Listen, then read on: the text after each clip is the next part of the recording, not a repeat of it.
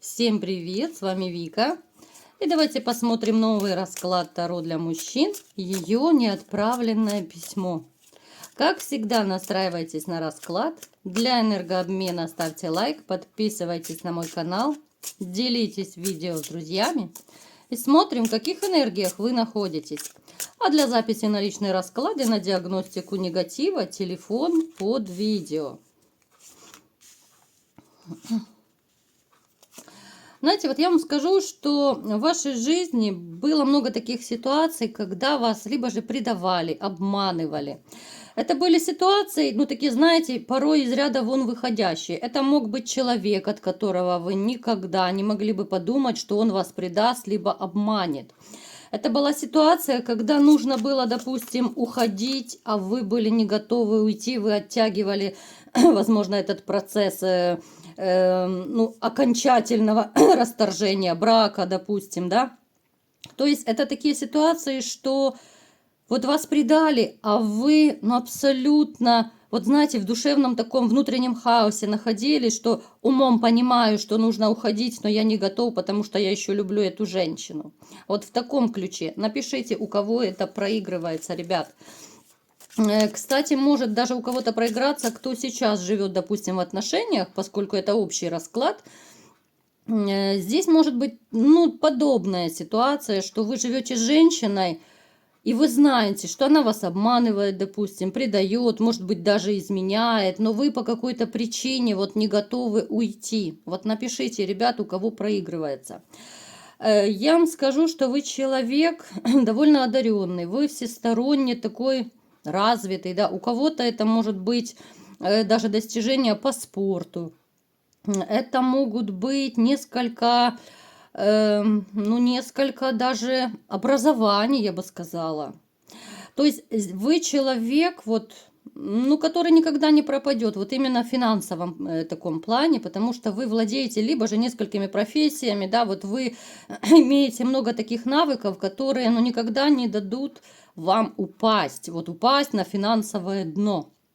У вас очень хорошо развита интуиция, которая много раз вам подсказывала, что что-то не то происходит в вашем окружении. Она такой довольно надежный подсказчик, просто вы не всегда ее слушаете. Вот, ребят, правда ведь? Вот не всегда. Вы довольно часто включаете логику.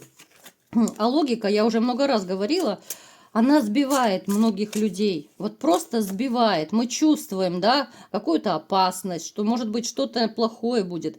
Но мы включаем мозги, мы включаем логику. И все. И интуиция осталась где-то там позади.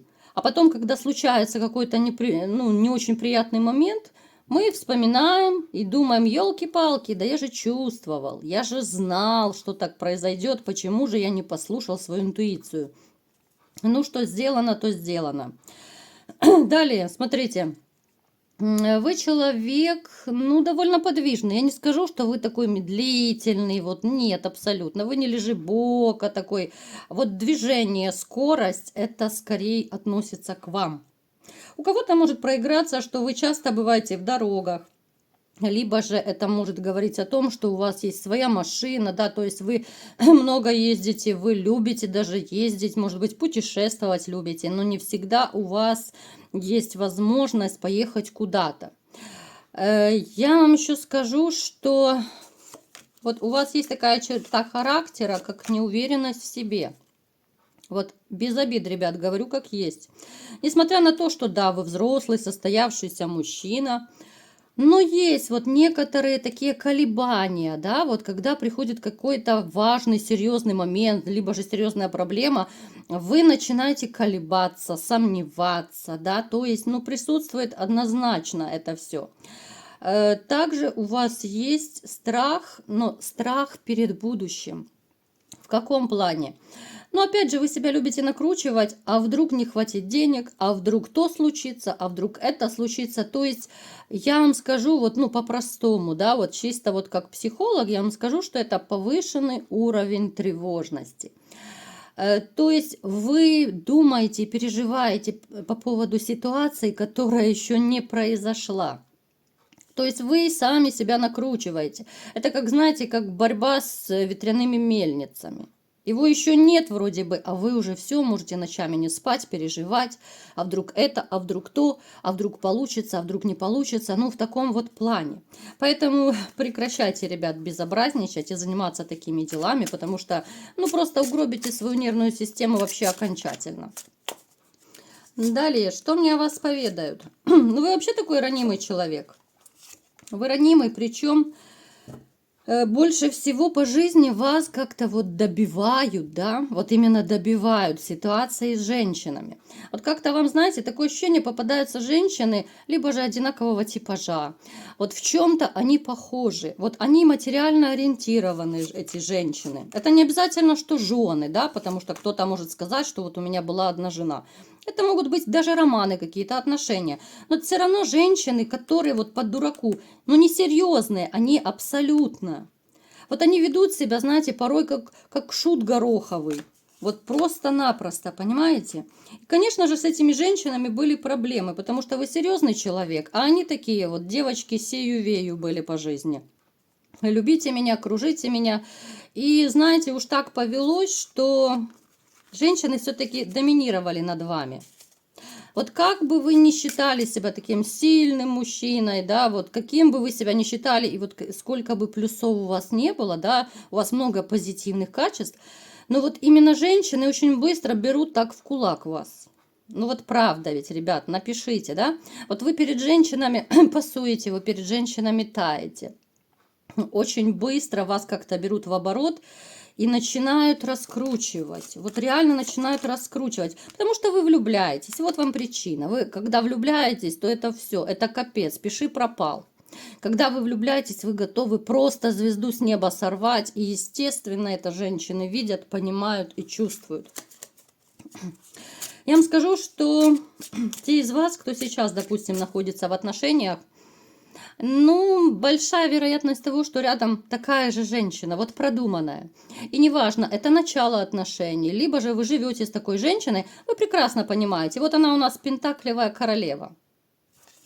Вот она любит деньги, она любит, когда ее кружат, вот, конечно же. Она очень любит быть звездой эфира, она очень любит быть в центре внимания. Вот такие женщины вам попадаются, к сожалению.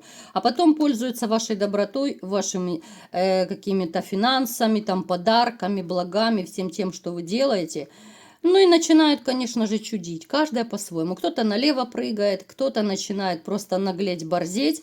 Ну, типа, ты мне должен, да, вот ты мне должен чуть ли не 1 000 000. Я хочу это, я хочу то, понимаете? Вот вы у нее как золотая рыбка. Джин из бутылки, да? Ну, то есть вы должны удовлетворять все ее хотелки. Напишите, ребят, у кого проигрывается, у кого есть такая женщина, либо же была. Потому что это общий расклад, я постоянно это говорю, ребят.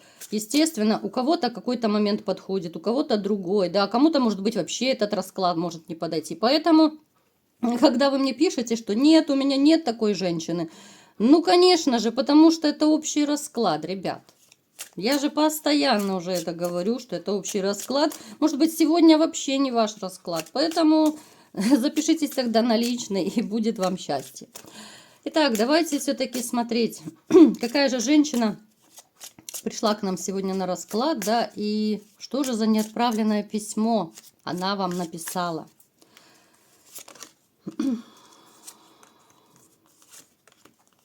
С этой женщиной, скорее всего, вы были в браке, либо же в длительных таких, ну, серьезных отношениях. Кто-то это называет гражданским браком.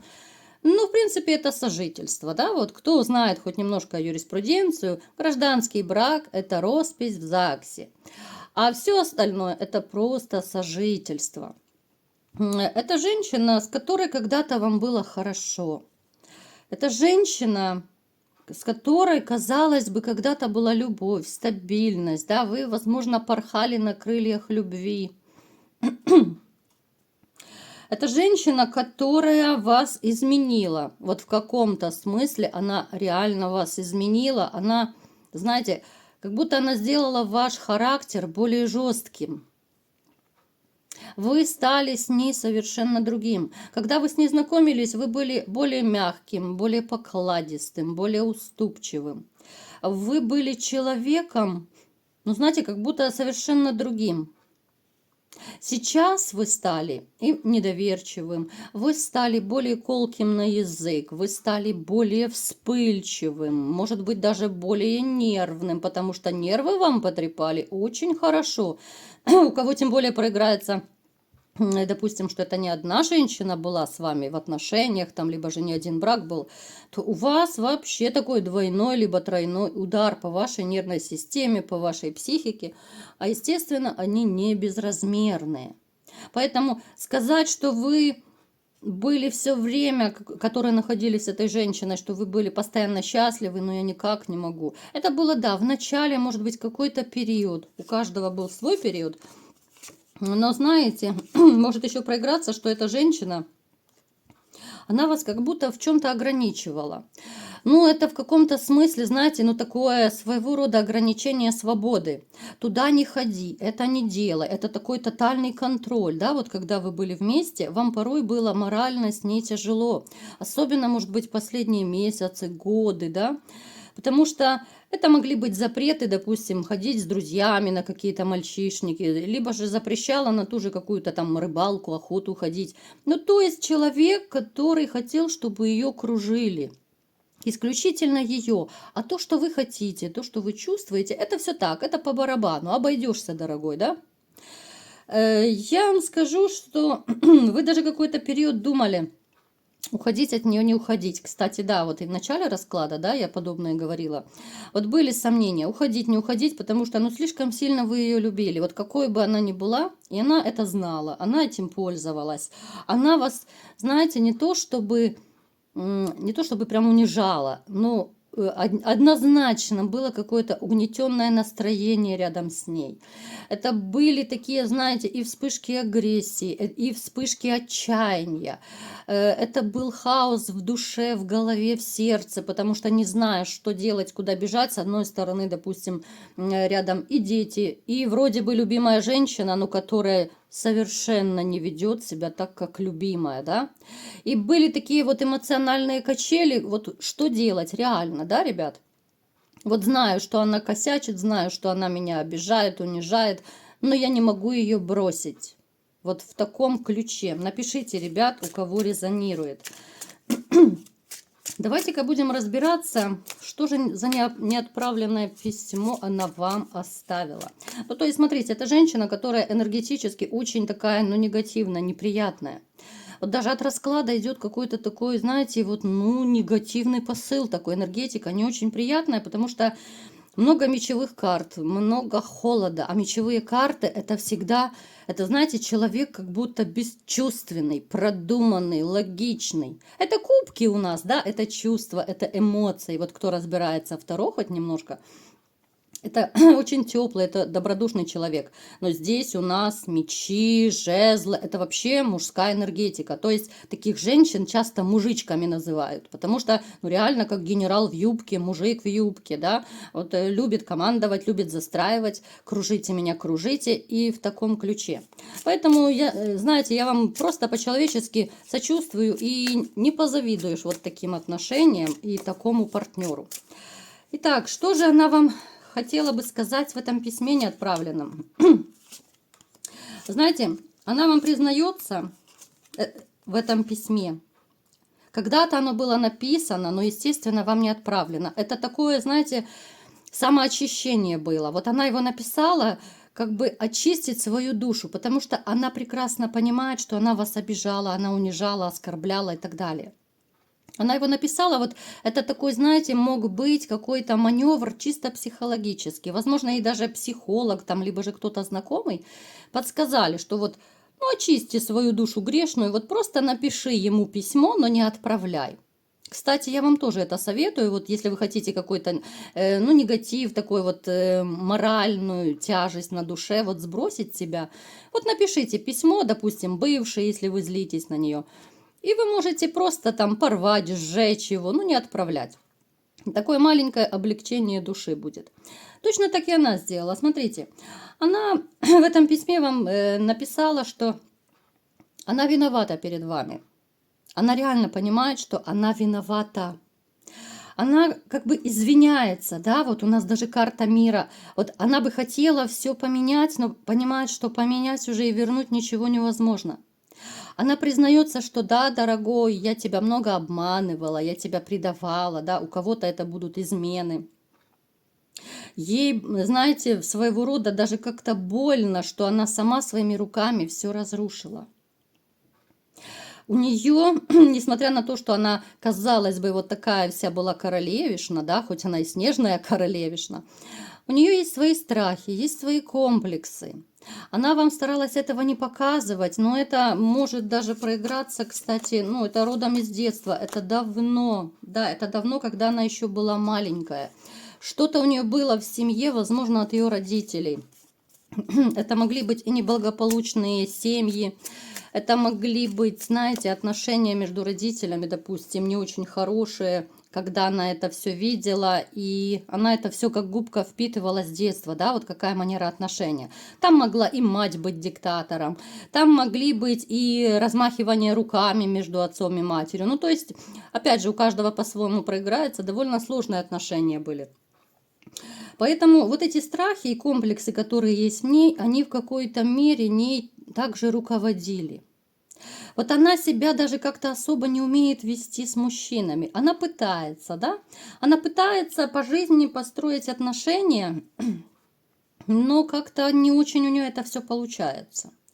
Поэтому она, знаете, вот она кается в этом письме, что как бы прости меня, что я тебя обижала.